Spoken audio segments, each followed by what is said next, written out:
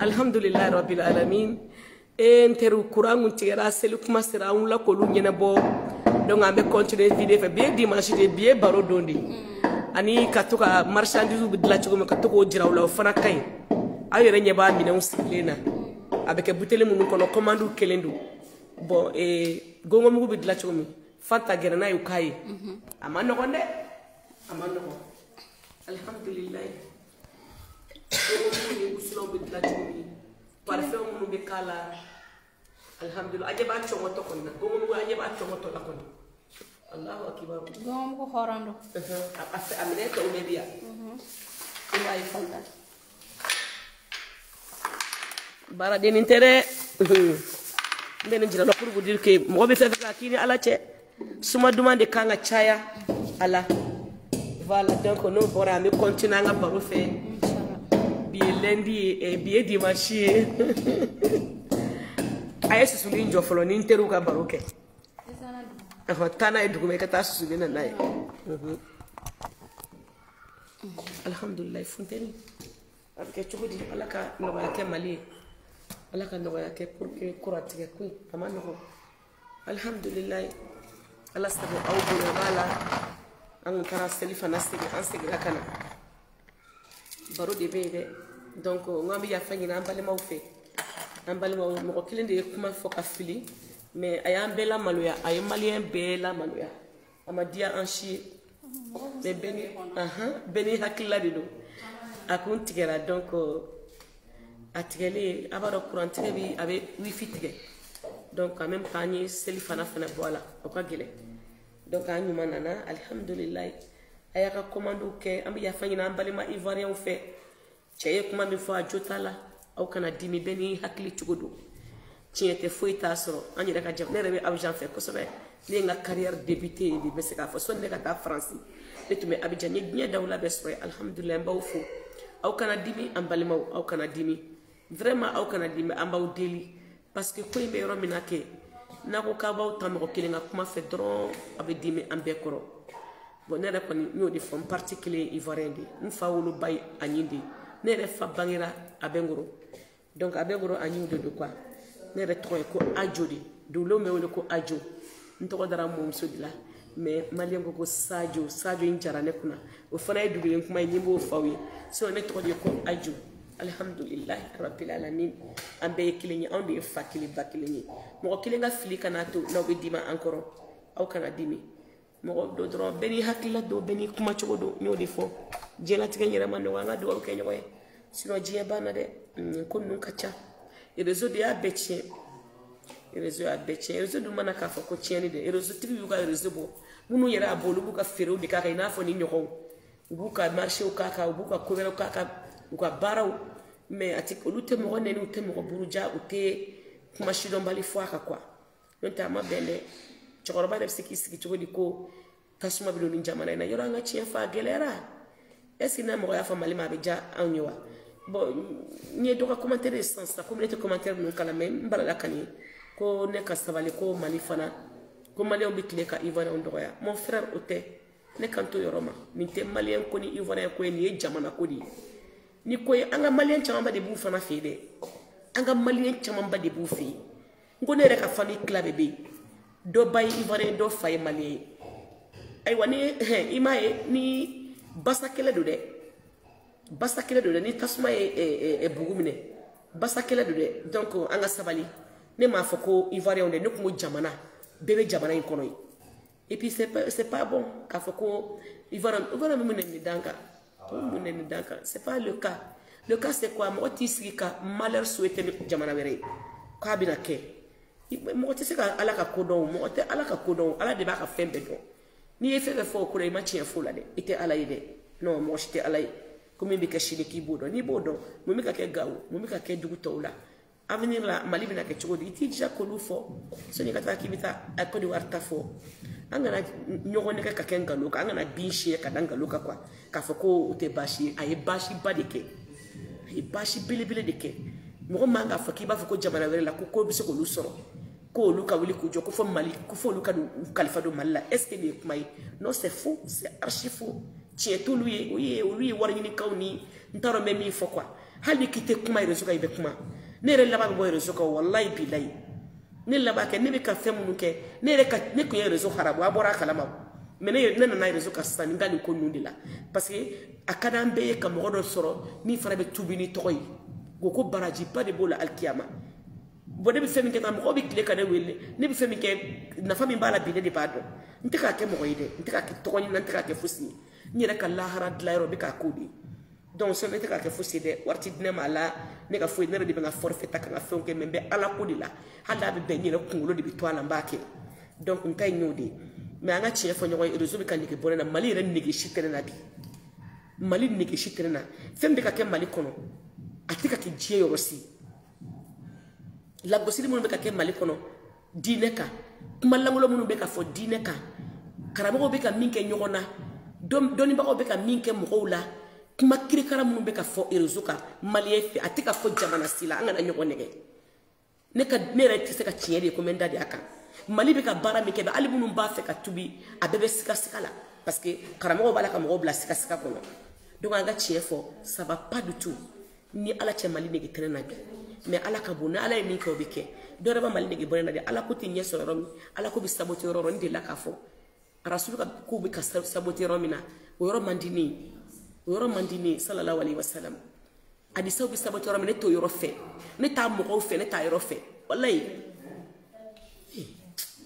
de toute façon ambe ala foka wala nyuma ndo ka barikada na ala mi latika obike sinon ça va pas mali lokote mo shila besra no trayoroti do di bulu trayoroti do bulu mais en façon kadanye mais obika kuma bulu fo ame do de ke mali so ni nga fo ko abidjan joroke aka mali joro parce que il va no ko bo teka mo dogoya teka ala dogoya teka rasul dogoya usema da qur'aneka umma kafiriya kuma fo ifo kashi e fegema mais e kay mi be ka malien be ka mi fo anda ba masama amato ala ya bela to joji mi dileta tasuma kono e ka mi kono ka bla onye glace ji kono no ya rasul ya sallallahu alaihi wasallam o ma to joni bina to joni bina to mali ko ni foni mo man kilengele munu shube ani mo man kilengele munu joli me foni ala hinena mali la okoso sino soni ka fakibe abidjan tay njorode mon frère mali ta joro kabika minke mali atika ke abidjan atika ke Sénégal atika ke la Guinée atika ke Burkina yoro c'est quoi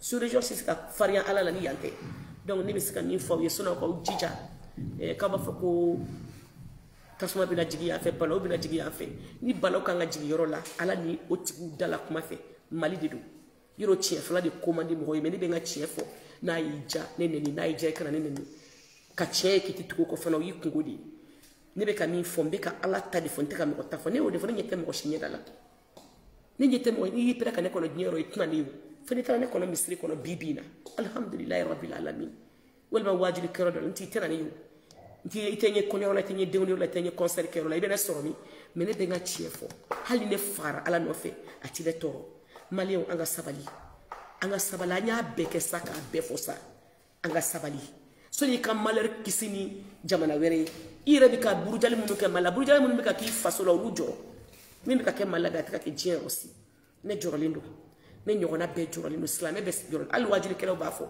ko ala ka hine malila donc o de do ala sako aw be bonya bala ndega ga marché jamais je me suis profité quand même pour dire que ivoirien akana dimi amba deli malien bete kileni wa machti balar souhaiteni akara Côte d'Ivoire akara Sénégal akara la Guinée mo chité balaw kishini jamana yi anta kishini jamana shi an yere taw yoro yoro ante balaw kishini yoro shi balaw ti here ale ni fo est-ce que aba a conséquence do balaw ti here ha u ka sabalu kala ta kele shi wuli malien ni ivoirien te on de fa kele bakle tozo juru kele bara juru kele do fabi en fait de mom so bi en fait de mo ke bi en fait de babi en fait en somo be nyagamina am be de kilini yake ala ko so aka ka kuma bandu ndabla rezuka mi mana content dro bi bloki bawdo ka koloshi bilibili bawdo akana kana sigi mana kan fola ni mana una fa e karsa yere dalu dun kuna ala ko kuma ne dabala fo lahara ne dabala fo lahara jodu donc ay sabali akala to ka jamana wero dusukasi ka kele wuli jamana woni nyokoche hey kele damna chugo ibo do tala ban chugo do de kele manyide ivade ay ya fama ala ko so ay ya fama mi boni mali betoy parce que mbe rezuka ay ya fama la ni kra ko so mali la Guinée Abidjan, Sénégal, Burkina, Togo, Lomé, Malien Ben Yorobe, Congo Brazza, Gabon Libreville, Malien Ben Yorobe, Ama Famuyama, Zaire, Angola, Djia Yorobe Malien B, Ande Wololaye, Anou Bede Kileni, Ante Tora Foy Fedi Jamana Fossi, il va voir Jamana Wati Tora Foy Fedi Malien Choumi. Mais moi, nous beaucoup aussi quand nous fois. Avant de parler, il faut réfléchir, mon frère. Avant de parler, il faut réfléchir. De toute façon, on vous demande pardon, nos frères ivoiriens, nos sœurs ivoiriens, on vous demande pardon. N'écoutez pas ce monsieur. C'est de n'importe quoi qu'il a dit. C'est pas vrai. Il n'y aura aucun problème dans la Côte d'Ivoire, ok?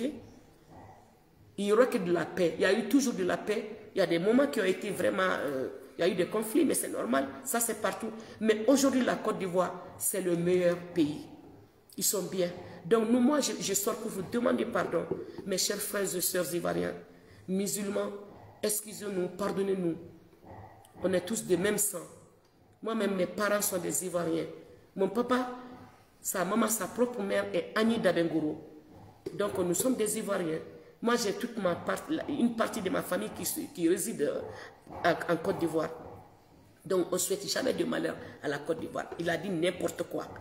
Donc, vraiment, moi, je suis désolée.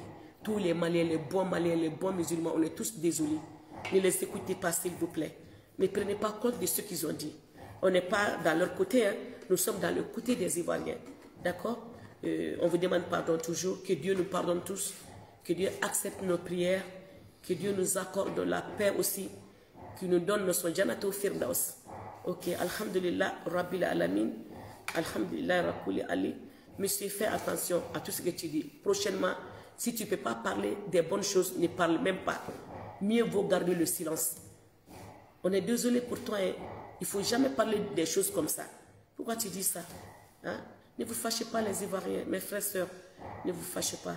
Merci beaucoup. Et voilà. Donc, je vous présente le mini-market de Adja Sadio Kouyaté. Donc, voilà. J'ai de bonnes qualités de beurre de qualité bio. C'est des beurres de qualité bio. À base de citron, à base de clous de girofle, à base d'orange. Donc, voilà. Tout ça, c'est mangeable. On peut manger. Mais j'ai fait pour les cheveux et le corps. Moi-même, j'utilise ça il y a plusieurs années. Donc, vous voyez mon corps, aucun ride, aucun problème. Donc, utilisez, que ce soit moi ou une autre personne, utilisez les beurres de qualité. C'est la bonne qualité, bio. Tout ce que moi j'ai fait entre moi et Dieu, hein, wallahi. Donc, il y a des woussoulans aussi, des tourelles, de bonne qualité première. Voilà, ça c'est la première qualité. Et ça c'est deuxième. Ça c'est en cas si tu fais la cuisine, tu ouvres, tu fais le ménage. Toutes les gens qui sont en Europe surtout, aux États-Unis, en France, Londres, partout. Hein? Donc si tu fais la cuisine, après la cuisine, hein, c'est après la cuisine, tu fais le nettoyage de ta maison, parce que les maisons sont fermées. Hein. Moi je vivais en France pendant 20 ans, 20 et quelques années. Donc après, tu fais aérer. Tu ouvres les fenêtres, après 5-10 minutes, tu fermes tout. Tu allumes un petit charbon, tu mets ça, 2 ou 3 grains, tu mets ça sur le petit charbon, tu mets au coin de la maison et puis ça va couper toutes les mauvaises odeurs de cuisine, d'humidité. Vous voyez? Après, tu prends, si le salon est bien fait, tu vas dans la toilette, dans les chambres. Et puis voilà, ça c'est, on l'appelle Bieni Salat, marque de Sadio Kouyaté, Adja. Et puis ça, c'est pour, Masha'Allah, la nuit, quand tu veux parfumer ta chambre, tu mets un peu sur le charbon. Il ne faut pas faire beaucoup, sinon ça étouffe. Tout ce que tu fais, il faut faire un peu. Donc, parce que c'est pourquoi il y a des hommes qui disent, on n'aime pas le woussoulan, on n'aime pas le woussoulan. Il y a beaucoup de gens qui me disent ça. Mon mari n'aime pas le woussoulan, c'est pas vrai. Tout le monde aime les bonnes odeurs. Mais il ne faut pas abuser. Tu mets un tout petit peu sur le charbon, et puis ça donne des bonnes odeurs, très très bonnes odeurs, qui peuvent durer 24 heures ou plus. Et puis les habits même, tu peux les mettre sur le petit panier. Nous on l'appelle Segini. Segini. Tu peux dire aux Maliens de vous envoyer ça. Donc parce que pour faire amener ça en France, c'est pas facile. Bon, peut-être avec le temps, je vais prendre la commande de Segini aussi, les petits paniers. tu mets ça sur le charbon avec Wussulan, tu mets tes habits dessus, ça donne de bonnes odeurs. Voilà, alhamdoulilah, même la couverture pour dormir, les pyjamas, les robes de chambre, hein, les habits de prière, tu mets tout ça dessus. Alhamdoulilah. Donc, et ça, c'est le parfum. C'est ma marque aussi. C'est le parfum. Wussulanji, c'est fait à base de Wussulan. Des fois, si tu n'as pas le temps de te faire des Wussulan, ce parfum-là, tu le fais à toi. On dirait que tu as fait Wussulan. Est-ce que vous voyez? D'accord. Et ça, c'est le petit parfum. Tu fais, il va traquer par là. Tu fais essuyer à tout ton corps. À chaque fois que tu respires, à chaque fois que tu transpires, donc il y a l'odeur qui sort, des bonnes odeurs, très très très bonnes. Et puis il y a aussi Gogomougou, comme je vous ai montré. Ça, c'est nos mamans faisaient ça, nos grands-pères faisaient ça, nos grands-mères. Même les hommes, ils font. Il y a des hommes, quand ils aiment des bonnes odeurs, ils mettent un peu dans le compresse, ils mettent dans leur poche ou bien dans le jean, poche du jean. Il y a des femmes aussi qui mettent dans les poches du jean, d'autres mettent ici, à la corde du soutien. Tu mets un peu seulement, tu attaches au compresse, et puis tu l'attaches ici. Si vous voulez que je vous montre la façon de faire, prochainement je vais le faire. Et puis ça, c'est une odeur, rien à dire. Donc voilà, c'est pour vous montrer tout ça. Parfum G, eau de parfum. Maman Sadio, marque Maman Sadio, très bon. Parce que Maman Sadio aussi a aimé toujours les bonnes odeurs. Gorobonaya, j'ai toujours aimé. Alhamdulillah, même si on est Malimatou, c'est recommandé. Une femme musulmane ou un homme musulman doit sentir bon. Il ne faut pas que tu sens mauvais, même dans la mosquée. Hein, à côté de quelqu'un, toi tu es assise, mais tu sens mauvais, c'est pas la peine. Donc vraiment, la bonne odeur est recommandée partout. Donc vraiment, alhamdulillah. C'était pour vous présenter tout ça. Waouh! Donc on a des commandes qui vont partir aux États-Unis à partir de lundi, mardi. Envoyez vos commandes, on va les envoyer tous, sinon on est en train de préparer tous les colis de New York. Donc des États-Unis, même Atlanta, hein. Bon, si ça arrive à New York, et même ils vont chercher des gens pour Atlanta. Et puis Paris aussi, la même chose. Il y a des commandes qui vont à Paris, il y a des colis là-bas déjà. Donc ici aussi, à Bamako, les gens aiment bien. Feti sera, Malé ou Bekabo, ayako commande que Jona, ako Telema Wusulaw, ana gongo muguna parfum jiw. Ambe ala fuka wala nyumando. Ala koni keme ka ande mani na nyo de foni bolo di alama. Ala di jabi. Buguni muguni yata ala di jabi nebe ala fuka wala nyumando. Na injambe sigi wallahi mbe balo. Na injambe sigi nte fusike. Allahu taala abembalo subhanahu wa ta'ala. Le de kay, ngone bale de kofe. Ngone bana fembe la di koso. Nete toranyena. Mais Umaru Bono Katabuye a fo koni silamɛw n'u tun taara seli misiri kɔnɔ ni waati sera u b'a fɔ k'u b'u da ka sunɔgɔ ko Umaru Bono Katabu bɛna ka n'u bɛɛ lakunu seli banna a ye wuli a ka taa wari ɲini a ye wuli a ka taa baara kɛ ni seli heure sera u bɛna a ye wuli a ye taa baara kɛ ni seli heure sera aw bɛna alhamdulilahi rabbil alamin donc mɔgɔ ka n'i da ka sunɔgɔ k'a fɔ k'i bɛ mɔgɔw kɔnɔ ala ma kɔnɔ i bolola maga fɛn dɔ kɛ ala be sababu ɲuman bɔ a kɔnɔ mais k'i da ka sunɔgɔ k'e ti fosi kɛ awɔ mɔgɔw bɛna a bɛɛ di yan o n denw b'a di yan o non ne t'o la ne dilen bɛ wari ɲini de la ala k'an kisi sitanɛ baara de ma ni sitanɛ feerefɛn ala k'an kisi fɛn fɛn tɛ ala ka feerefɛn ala ka n'o di ne sa ma ne k'o kɛ alhamdulilahi rabbil alamin fɛn min ye ala ta ye ala k'o di di ne ma nin wusulan feere de ka di ne ye nin de bɛ ne nafa awɔ nin de ka di ne ye nin de bɛ ne nafa n bɛ ala fo k'a waleɲuman dɔn k'a barikada n b'aw bɛɛ fo aw bɛɛ ni ce silamɛ bɛɛ ni ce ala ka silamɛya jigi ala k'an laban ɲɛ ala k'an kunna di adamaden y'a laban de ye an kana ɲɔgɔn juge karisa wa o bɛ sa ta o ye kafiri de ye mɔgɔ si tɛ kafiri ye ala de bɛ kafiri dɔn ala de bɛ silamɛ dɔn ala ko k'an kana an bila ale pilasi la min bɛ min kɛ dɔrɔn a kɛ i bɛ se ka fɛn fɛn kɛ e k'i ta kɛ bani mɛ ka to k'a fɔ i mɔgɔ ɲɔgɔn ma e wa e tɛ silamɛ ye e ye kafiri de ye nin donna bɛɛ k'i ta jɔrɔ sa bɛɛ k'i ta jɔrɔ mɔgɔ kan'i da jɛ mɔgɔ ka vi la quoi ne y'o de fɔ bɛɛ k'i ta jɔrɔ alhamdulilahi rabbil alamin an k'an ka silamɛyaw minɛ an k'an denw minɛ an ka duwawu k'u ye an ka hakili to an yɛrɛbakun na ala hinɛ n'an ka hinɛ an yɛrɛ la ala hinɛ n'an ka hinɛ an yɛrɛ la o kuma in n'a kɔrɔ bɛ ɲɔgɔn na dɛ i y'i ka panga curuku n'i ka diɲɛ fɛ bɛɛ kɛ ala ma foyi f'i ye et pourtant a ɲɛ b'i la dɛ wallahi a ɲɛ b'i la a m'i sen kari a m'i bolo kari a ma fosi k'i la e hakili la k'a ɲɛ t'i la n terimuso a ɲɛ b'i la mɛnɛmɛnɛ finmani dalen bɛ kulu finman sanfɛ jɔnni b'a yɔrɔ dɔn a dusukun a farisogo a pasasira na a zeme na bu ala nyebala su dibi fin chamancela ala kilen di bay mo bi dogo mo nek seki dogo ala la de anga nyere ni ibi dogo adama de ondira me wallahi te seki dogo ala la ibi saka femi ke dogo ni bangela ala ko la ke ya ke mo ko so itenya sura la de wa baragita la de akini ala che ko ki kanyo ko ki manyo hawo toy e ko ni tanke ala ko so bani ni kanyi ni manyi ngambe de na nyogo sura le fi abina nyedo udla suna ngasi anga sabali anga nyere ni munu mafamu anga duwa ku ye ala ka famia chuko ni manduma munu ya famu aywa ala ka jide kaw ya ala ka kolos ni kaw ye ala ka ya fambela dilema mashiti take chuko do subhanallah mo shiti ka aljina garanti di ko nyedo ka dayir la ko jugo kombi do aljina na ibiki yere negende ntere musu ntere ke kuma maisa kuma mani anga nyere ni anga ndada anga baraw ke doro alhamdulillah anga kalanke anga nyogo respecter anga nyogo nga dine bunye tabulo la goshi mimbe subhanallah amani de anga dabla karsaini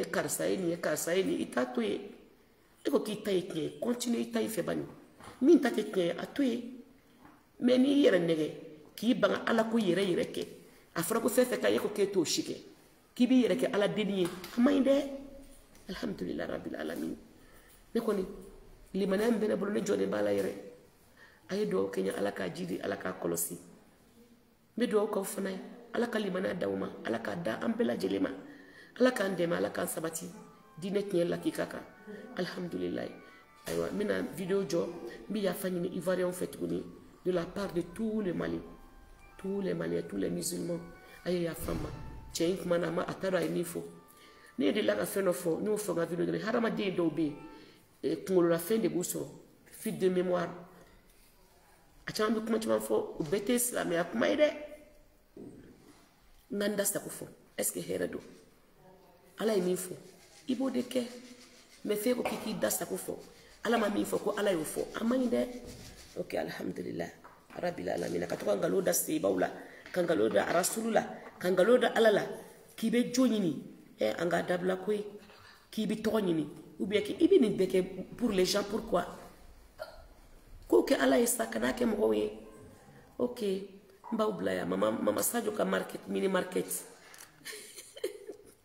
ay commande ke na ya tawteni misa mashallah iboro gorobere se ka kolongolo ke o malimatia be metnyere la amadogo gorobena ya ifiti ndro ni wala sinon ba kuka alhamdulillah ala ka labanye silamaya yere kasadia misodia ka mogo bonya ka hine yere la ka sira Allah ta'ala nye dogoni bangela rasulu ci dali femni ko lu ke normal la sallallahu alaihi wasallam silamaya flede ala ko flede kasagoma tala de rasulu yere ni ku na ku ya bolo dima na ya bolo dima ko kalo kele a bolo bi a kasabi bolo la hada made min kasaka go wallahi sira yere kunye kasa mainde ala kan kisi kasa juguma donc ay sabali ay wusulanta akira ne tayo akira mo tayo kana ni ka wusulanko nterum so suma do ba mo ko dia ali fruche wa suma goma bi go ya fruke ati fenfie me anye bi la de kasa goma mainde ko ne rekoni de chemtu ka dimine koro atafe ka ali na ya nyela I kasa de do ni kasa mandi ke ite mote ba abi énervé mais ni kasa kadi ite mote ma bi miso jab to ki wele kile ko no shie chama ki kana kana fe undama mais atefe ki wele muna parce que e kasa bi la ni corona mada o de ba énervé sinon wallahi billahi ni kasa kadi mo ise kam so furu kiti ko fe o ay ise kam so furu kiti ko fe de ou bien ko bi goya ye fero de ba goya ye d'accord donc ala ka ambeso abama ala ka ante muso ye munu be kasa duma matarafa ka musulan duma ni gongo bungu duma ni parfum duma ko ke sotigi nun koro anga naka kata kenama la kamta ya la wali chew nye koro de o mainde o yeka futne doyi o mai o tala mais anga muso jama o chela misri kono nawla ni isigi min kara fo ka fo malimatu ay kan musulan kasakani kan parfum kasakani abi ora ibe baraji bade soro parce que fona be kasali mi ke kere fe na be kasaduma mine baraji bola era de kasali kasaduma ni bila baraji bala alhamdulillah. Ok, numéro 71 33 33 89 71 33 33 89 mais do ba bla WhatsApp fait parce que wuleli manachaya atali man no nefe ngado la wurudi ubike ami do misli kono donc aba bla WhatsApp fait ni comment bla WhatsApp fait dron mali la ne b'a sɔrɔ ni y'a sɔrɔ i bɛ pari yɔrɔ yɔrɔ denmisɛnninw bɛ fɛɛrɛ kɛ n b'i ka numéro d'u ma dɔrɔn Colissimo bɛ yen n y'o fɔ faranskaw ye semaine passée an bɛ mɔgɔw ka fɛnw bila Colissimo de fɛ à partir de an sigiyɔrɔ faransi kɔnɔ yen nɔ Colissimo a bɛɛ b'a dɔn 13 € de don i b'o da i ka commande ka dɔrɔn 2 jours i b'a sɔrɔ yɔrɔw ka jan ɲɔgɔn na dɛ k'a fɔ ko n bɛ déplacer ka taa nɔfɛ temps tɛ mɔgɔw bolo Paris n'i ye Colissimo fɛ dɔrɔn u bɛ taa d'i ma f'i ka boîte kɔnɔ i b'i ka adresse complète n'i tɔgɔ n'i jamu bila dɔrɔn a bɛ taa d'i ma ani i ka téléphone numéro i b'i wele k'a f'i ye alhamdulilayi donc assalamu alaikum wa rahmatulahi wa barakatuhu ala k'an ka silamɛya jidi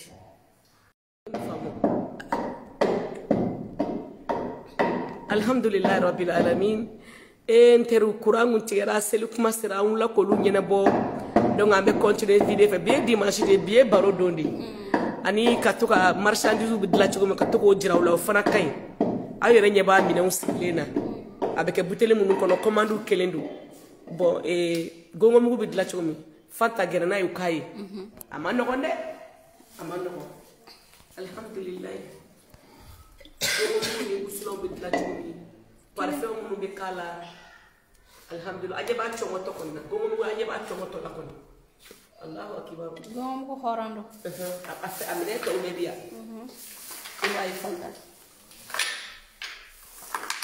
baaradennin tɛ dɛ n bɛ nin jira la pour vous dire que mɔgɔ bɛ fɛn fɛn k'a k'i ni ala cɛ suma duman de kan ka caya a la voilà donc n'o bɔra an bɛ continuer an ka baro fɛ bi ye lundi ye bi ye dimanche ye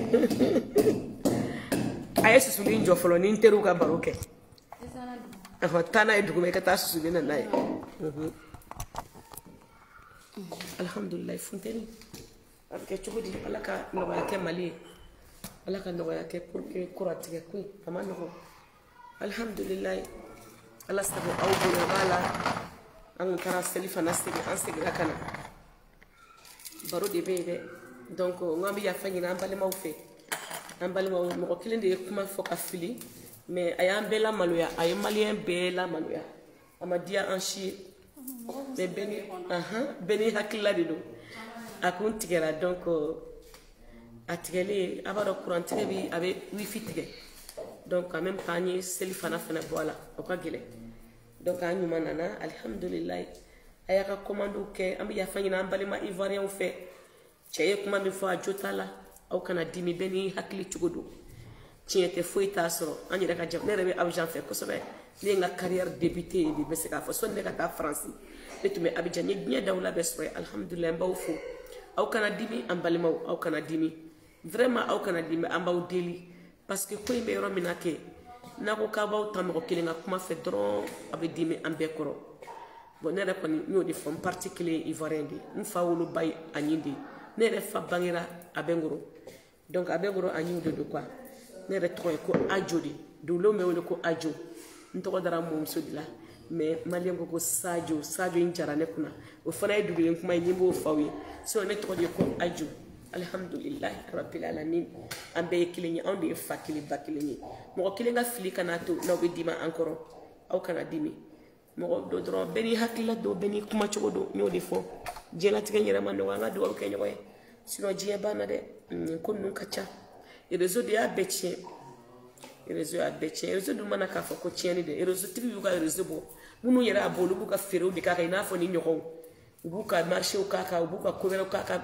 u ka baaraw mais olu tɛ mɔgɔ nɛni u tɛ mɔgɔ buruja u tɛ kuma sidɔnbali fɔ a kan quoi n'o tɛ a ma bɛn dɛ cɛkɔrɔba yɛrɛ bɛ se k'i sigi cogo di ko tasuma bɛ don nin jamana in na yɔrɔ an ka tiɲɛ fɔ a gɛlɛyara est ce que n'a mɔgɔ y'a fɔ mali ma a bɛ diya anw ye wa bon n ye dɔ ka commentaire ye sisan sisan komi ne tɛ commentaire ninnu kalan mais n balala ka nin ko ne ka sabali ko mali fana ko maliyɛnw bɛ tile ka ivoiriyɛnw dɔgɔya mon frère o tɛ ne kan to yɔrɔ ma nin tɛ maliyɛn ko ni ivoiriyɛn ko ye nin ye jamana ko de ye ni ko ye an ka maliyɛn camanba de b'u fana fɛ yen dɛ an ka maliyɛn camanba de b'u fɛ yen n ko ne yɛrɛ ka famille tila bɛɛ bɛ yen dɔ ba ye ivoiriyɛn dɔ fa ye maliyɛn ye ayiwa ni i m'a ye ni basa kɛlɛ don dɛ basa kɛlɛ don dɛ ni tasuma ye bugu minɛ basa kɛlɛ don dɛ donc an ka sabali ne m'a fɔ ko ivoiriyɛnw dɛ ne kun ko jamana bɛɛ bɛ jamana in kɔnɔ ye et puis c'est pas bon k'a fɔ ko ivoiriyɛn bɛ mun nɛni dan kan mun nɛni dan kan c'est pas le cas c'est quoi mɔgɔ t'i sigi ka malheur souhaiter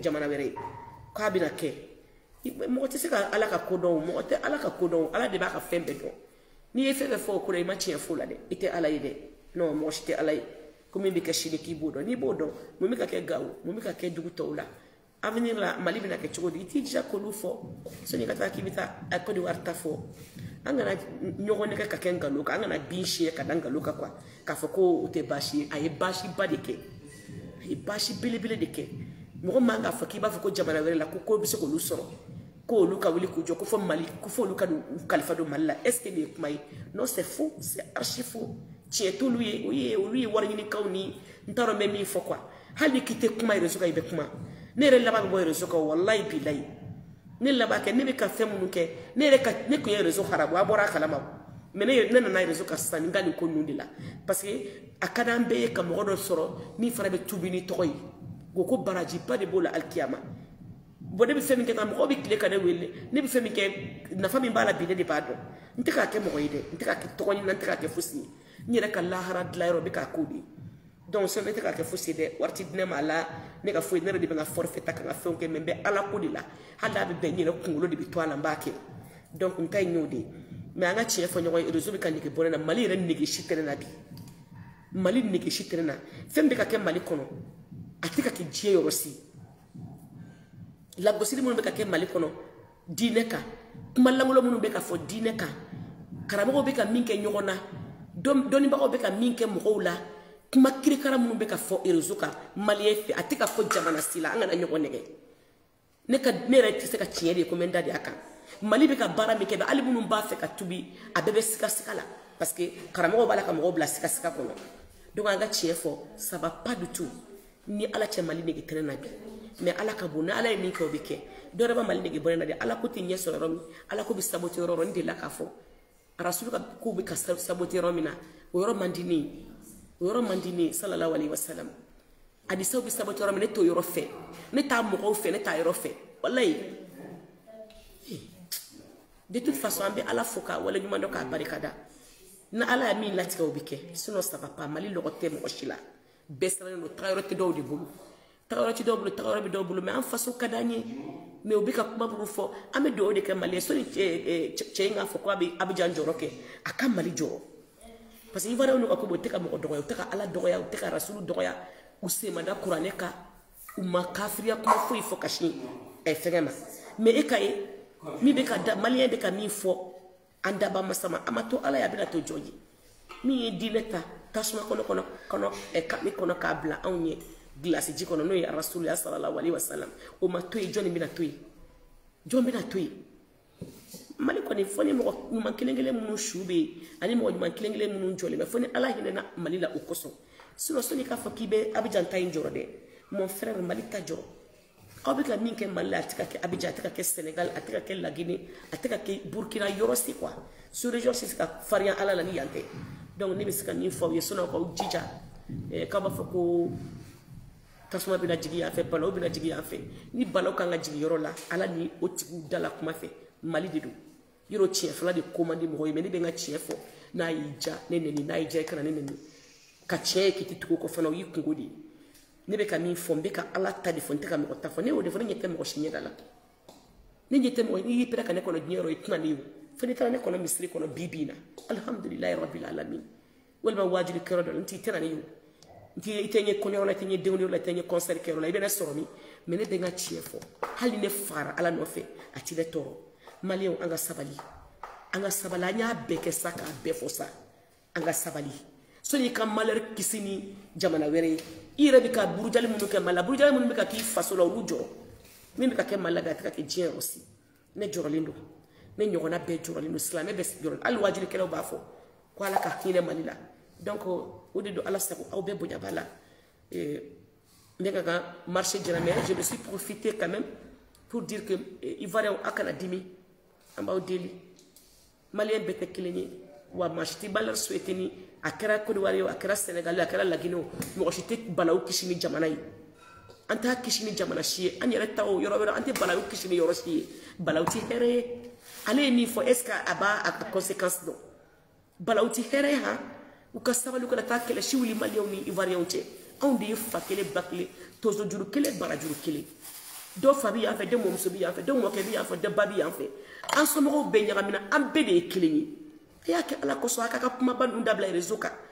Mi mana konta dro bi bloki bawdo ka koloshi bele bawdo akana kana sigi mana kanfola.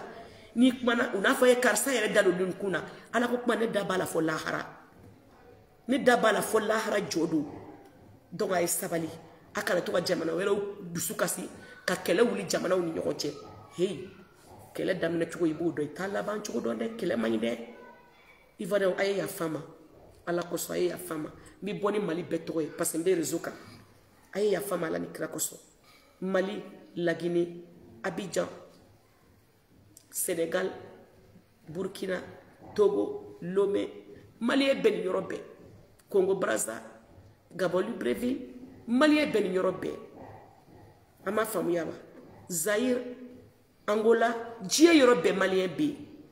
Ande ngololaye, anu be de kileni. Ante tora foi feni jamana fosi. Iba fo jamana wala ti tora foi feni Mali et chomi. Mais nous nous beaucoup aussi quand nous fois. Avant de parler, il faut réfléchir, mon frère. Avant de parler, il faut réfléchir. De toute façon, on vous demande pardon, nos frères ivoiriens, nos sœurs ivoiriennes, on vous demande pardon. N'écoutez pas ce monsieur. C'est de n'importe quoi qu'il a dit. C'est pas vrai. Il n'y aura aucun problème dans la Côte d'Ivoire, ok? Il n'y aura que de la paix. Il y a eu toujours de la paix. Il y a des moments qui ont été vraiment... il y a eu des conflits, mais c'est normal. Ça, c'est partout. Mais aujourd'hui, la Côte d'Ivoire, c'est le meilleur pays. Ils sont bien. Donc, nous, moi, je sors pour vous demander pardon. Mes chers frères et sœurs ivoiriens, musulmans, excusez-nous, pardonnez-nous. On est tous de même sang. Moi-même, mes parents sont des Ivoiriens. Mon papa, sa maman, sa propre mère est Annie Dabengoro. Donc, nous sommes des Ivoiriens. Moi, j'ai toute une partie de ma famille qui réside en Côte d'Ivoire. Donc, on ne souhaite jamais de malheur à la Côte d'Ivoire. Il a dit n'importe quoi. Donc, vraiment, moi, je suis désolée. Tous les Maliens, les bons musulmans, on est tous désolés. Ne les écoutez pas, s'il vous plaît. Ne prenez pas compte de ce qu'ils ont dit. On n'est pas dans leur côté, hein. Nous sommes dans le côté des Ivoiriens. D'accord? On vous demande pardon toujours. Que Dieu nous pardonne tous. Que Dieu accepte nos prières. Que Dieu nous accorde la paix aussi. Qu'il nous donne notre Janato Firdaus. Ok, Alhamdulillah, Rabbil Alamin. Alhamdulillah, Rabbil Ali. Monsieur, fais attention à tout ce que tu dis. Prochainement, si tu ne peux pas parler des bonnes choses, ne parle même pas. Mieux vaut garder le silence. On est désolé pour toi. Hein.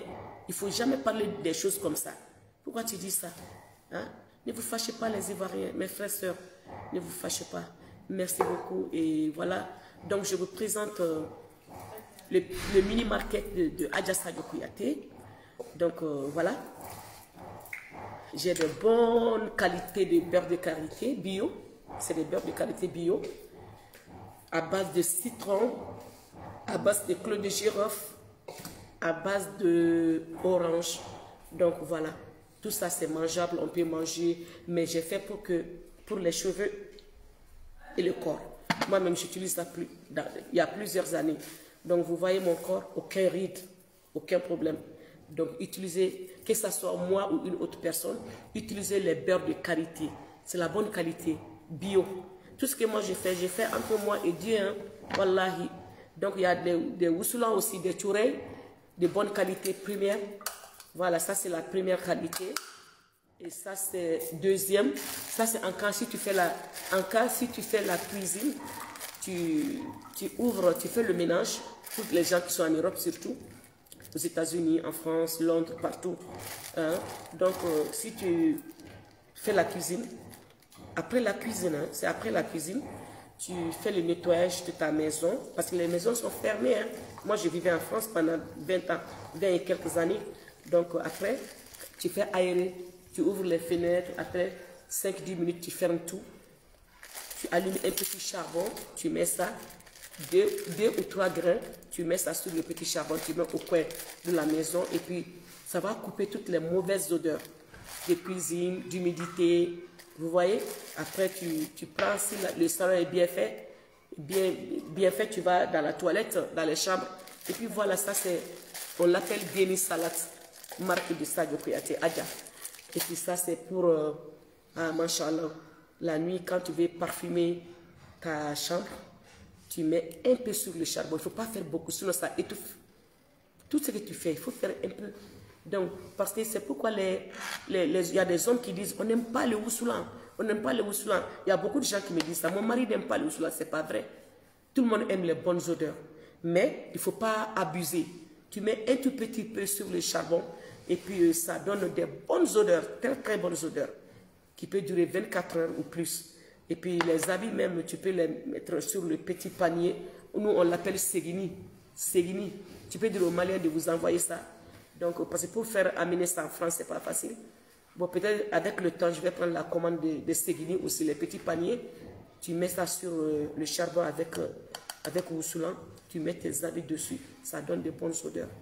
Voilà, même la couverture pour dormir, les pyjamas, les robes de chambre, hein, les habits de prière, tu mets tout ça dessus. Alhamdulillah. Donc, et ça, c'est le parfum. C'est ma marque aussi. C'est le parfum. Wousoulandji. C'est fait à base de Wousoulan. Des fois, si tu n'as pas le temps de te faire des Wousoulan, ce parfum-là, tu le fais à toi. On dirait que tu as fait Wousoulan. Est-ce que vous voyez? D'accord. Et ça, c'est le petit parfum. Tu fais, il va traquer par là. Tu fais essuyer à tout ton corps. À chaque fois que tu respires, à chaque fois que tu transpires, donc il y a l'odeur qui sort. Des bonnes odeurs. Très, très, très bonnes. Et puis, il y a aussi Gogomougou, comme je vous ai montré.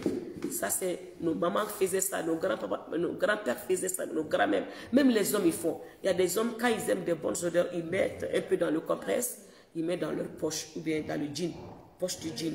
Il y a des femmes aussi qui mettent dans les poches du jean, d'autres mettent ici, à la corde du soutien. Tu mets un peu seulement, tu attaches au compresse, et puis tu l'attaches ici. Si vous voulez que je vous montre la façon de faire, prochainement, je vais le faire. Et puis, ça, c'est une odeur, rien à dire. Donc, voilà. C'est pour vous montrer tout ça. Parfum G, eau de parfum. Maman Sadio, marque Maman Sadio, très bon. Parce que Maman Sadio aussi a aimé toujours les bonnes odeurs. Gorobonaya, j'ai toujours aimé. Alhamdulillah, même si on est Malimatou, c'est recommandé. Une femme musulmane ou un homme musulman doit sentir bon. Il ne faut pas que tu sens mauvais, même dans la mosquée. Hein, à côté de quelqu'un, toi tu es assise, mais tu sens mauvais, ce n'est pas la peine. Donc vraiment, la bonne odeur est recommandée partout. Donc vraiment, alhamdulillah. C'était pour vous présenter tout ça. Waouh! Donc on a des commandes qui vont partir aux États-Unis à partir de lundi, mardi. Envoyez vos commandes, on va les envoyer tous, sinon on est en train de préparer tous les colis de New York. Donc des États-Unis, même Atlanta, hein. Bon, si ça arrive à New York, et même ils vont chercher des gens pour Atlanta. Et puis Paris aussi, la même chose. Il y a des commandes qui vont à Paris, il y a des colis là-bas déjà. Donc ici aussi, à Bamako, les gens aiment bien. Fétisera, Malé ou Bekabo, il y a une commande qui est Jona. À Telema Wousoulan, on a Gongo Muguna parfum. On a la Fouka, Wale Yumando.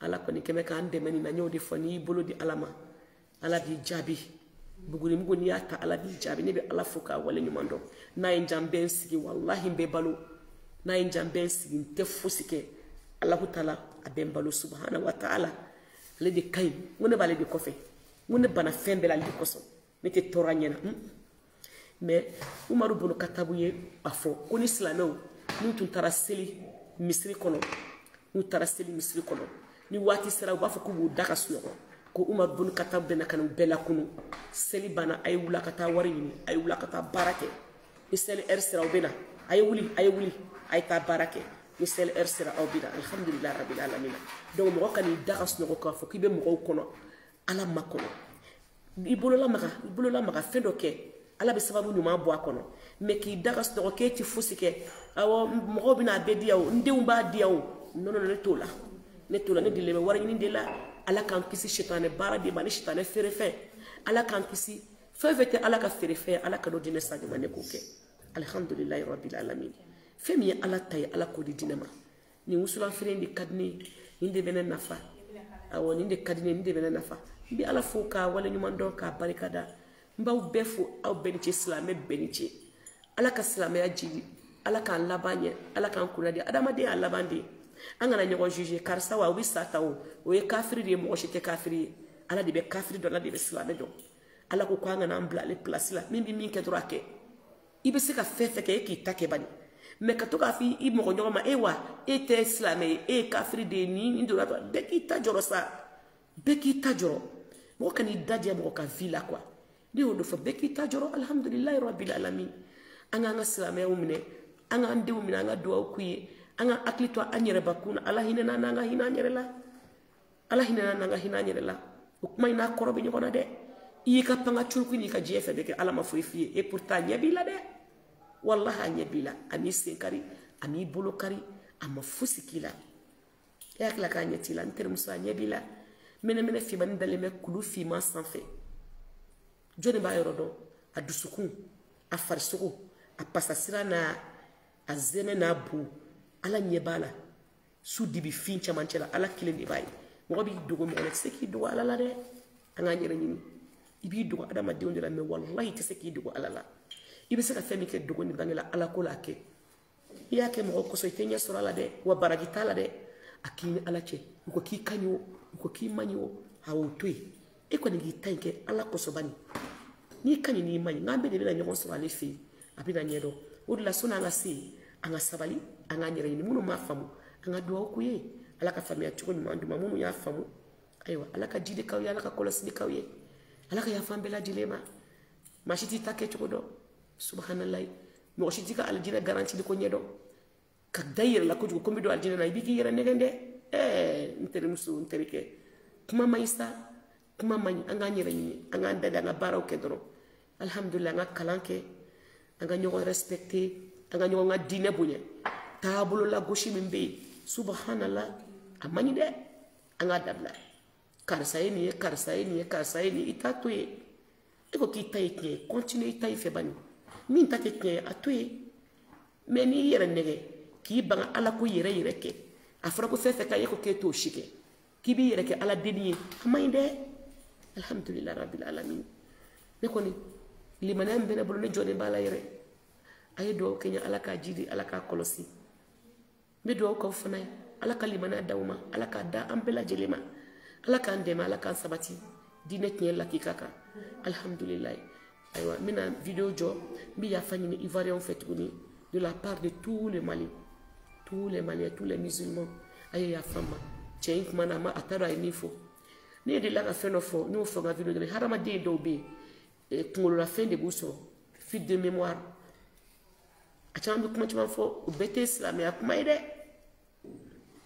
n ka n da sago fɔ est ce que hɛrɛ don ala ye min fɔ i b'o de kɛ mais f'e ko k'i k'i da sago fɔ ala ma min fɔ ko ala y'o fɔ a man ɲi dɛ ok alhamdulilayi rabbil alamin ka to ka nkalon da sebaw la ka nkalon da arasulu la ka nkalon da ala la k'i bɛ jo ɲini an k'a dabila koyi k'i bɛ tɔgɔ ɲini ou bien i bɛ nin bɛɛ kɛ pour les gens pourquoi k'o kɛ ala ye sa kan'a kɛ mɔgɔw ye ok n b'aw bila yan mama sajo ka market mini market a ye commande kɛ n'aw y'a ta o tɛ nimisa mashallah i b'a dɔn gorobinɛ tɛ se ka kolonkolon kɛ o malimatiya bɛ yen mais tiɲɛ yɛrɛ la a ma dɔgɔ gorobinɛ a ye fitinin dɔrɔn de bɔ a la sinon n b'a ko kan alhamdulilayi ala k'a laban ɲɛ silamɛya yɛrɛ kasadiya nisɔndiya ka mɔgɔw bonya ka hinɛ i yɛrɛ la ka sira alaw ta ala ɲɛ dogo ni bange la arasulu ye cila ni fɛn minnu ye k'olu kɛ normal la sallallahu alaihi wasallam silamɛya filɛ dɛ ala ko filɛ dɛ kasagoma t'a la dɛ arasulu yɛrɛ n'a kun y'a bolo d'i ma n'a y'a bolo d'i ma ko kalo kelen a bolo bi a kasa b'i bolo la hadamaden min kasa ka go wallahi sira i yɛrɛ kun ɲɛ kasa man ɲi dɛ ala k'an kisi kasa jugu ma donc a ye sabali a ye wusulanw ta a kɛra ne ta ye o a kɛra mɔgɔ wɛrɛ ta ye o kana ɲinɛ i ka wusulan kɔ n terimuso sumaduba bɛ mɔgɔ ko diya hali furu cɛ ye wa sumagoma b'i goya furu kɛ a tɛ fɛn f'i ye mɛ a ɲɛ b'i la dɛ kasa goma man ɲi dɛ